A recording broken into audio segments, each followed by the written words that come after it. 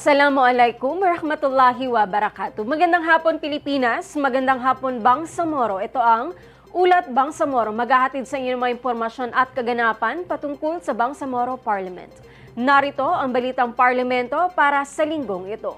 Sinimulan na ng Committee on Finance, Budget and Management ang deliberasyon para sa kabuuang proposed budget na 96.69 billion para sa Bangsamoro Autonomous Region in Muslim Mindanao sa taong 2025. Ayon sa CFBM, inaprubahan na ang mga budget proposals para sa 5 pangunahing ministry at ahensya sa rehiyon, kabilang ang Ministry of Basic, Higher and Technical Education, Ministry of Social Services and Development, Ministry of the Interior and Local Government, Bangsamoro Planning and Development Authority at Bangsamoro Attorney General's Office.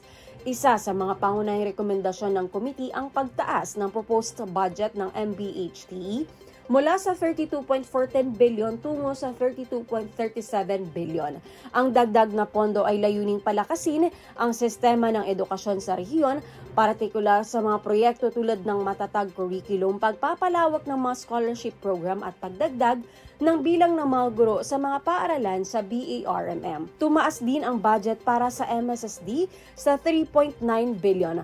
Ang pondo ay ilalaan sa mga programang tutok sa mga marginalized na sektor tulad ng mga kabataan, kababaihan, senior citizens at mga taong may kapansanan. Samantala, aprobado na rin ang mahigit 2.17 billion proposed budget ng MILG pagkatapos itong dagdagan ng committee ng mahigit 255 million. Ang dagdag na pondo ay layuning mas pagbutihin ang operasyon ng mga local governments sa rehiyon. Inaprubahan na rin sa committee ang 175 million proposed budget ng BPDA para sa 2025.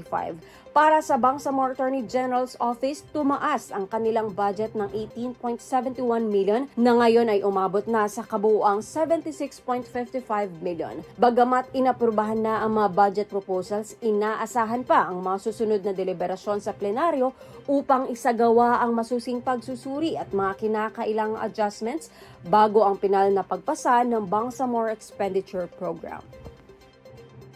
At yan ang mga balitang parlamento para sa linggong ito. Para sa patuloy na updates ng BTA, maaari nyo i-like at i-follow ang ating official social media accounts at BTA Parliament at bisitahin ang ating website at parliament.bangsamoro.gov.ph. Sa ngalan ni Speaker Attorney Pangalian Balindong at ni Secretary General Professor Rabi Angcal, ako ang inyong lingkod, Sheila de la Cruz Malik mula sa Public Information, Publication and Media Relations Division sa ilalim ng Legislative Technical Affairs and Information Service. Kami ang inyong tagapag-ulat na maghahatid ng mga kaganapan at impormasyon patungkol sa Bangsamoro Parliament. Muli, magandang hapon. Wassalam.